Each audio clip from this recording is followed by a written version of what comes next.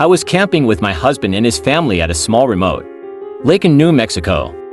There were about 10 people in our group, and another group of 6 people in the next campsite. It was nighttime and both groups were doing typical activities, making s'mores, having a few drinks and telling stories, when we all heard what sounded like a little girl yelling out for help. Neither group had children with them, but we were all positive. We were hearing a little girl and decided to search the area we heard the noises from together. There was a field behind our campsites, and we all saw a very tall, pure white figure standing maybe 100 feet away from us in the field, making the noises. We all agreed this thing looked maybe 6 feet tall, skinny, and white as can be. We made our way closer to investigate. But whatever it was that we saw started backing off as we got closer, and it disappeared into the trees. All night we continued to hear a little girl calling for help, as we tried to sleep. The next day came and it was time to go, and we never found out what was behind that creepy night.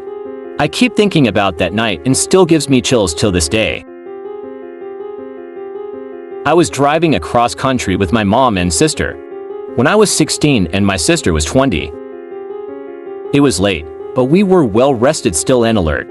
We were driving along an interstate and needed gas and a bathroom break, so we stopped at the only rest stop in 200 miles. There was a van full of teenagers on a road trip at the gas station, as well as a small gray car parked at the pump in front of us with 2 young men standing still outside of it.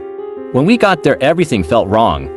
We'd been on the road for days and seen many rest stops at night, and had never been afraid until then. My mom and sister went inside and I stayed in the car. I heard the teenagers say they were creeped out and couldn't get the pump to work, and they left in a hurry. I was watching the car in front of us, and the 2 men had not moved at all, not an inch. They weren't talking, they weren't on phones.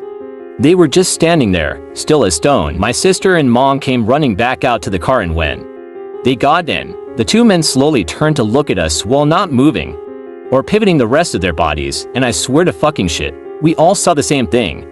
They had eyes dark as pitch and empty, truly empty, not black, not reflecting any light at all, just a void.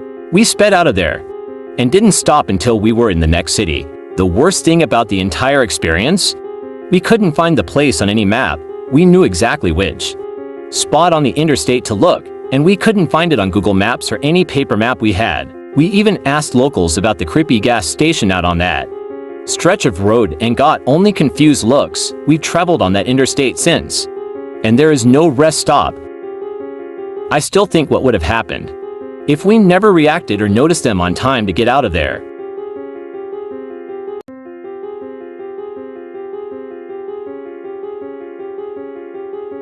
We were driving my friend's really old beat-up Subaru through a massive graveyard. We stopped and walked down a hill and came across a little pond.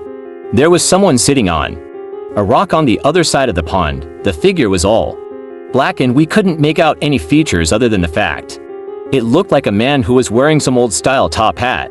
We stupidly waved and shouted hi. He didn't show any acknowledgement and continued sitting still on the rock.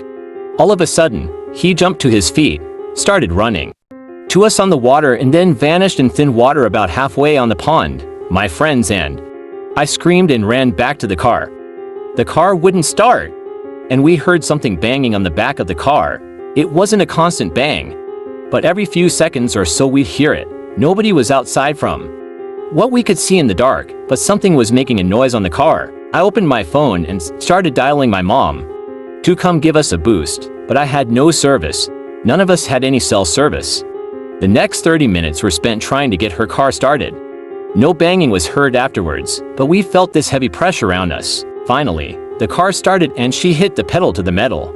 We sped out of the graveyard so fast, immediately crossing the gates. All of our phones regained cell service. One thing I know for certain is that someone or something was out there, and it was not an animal or a human.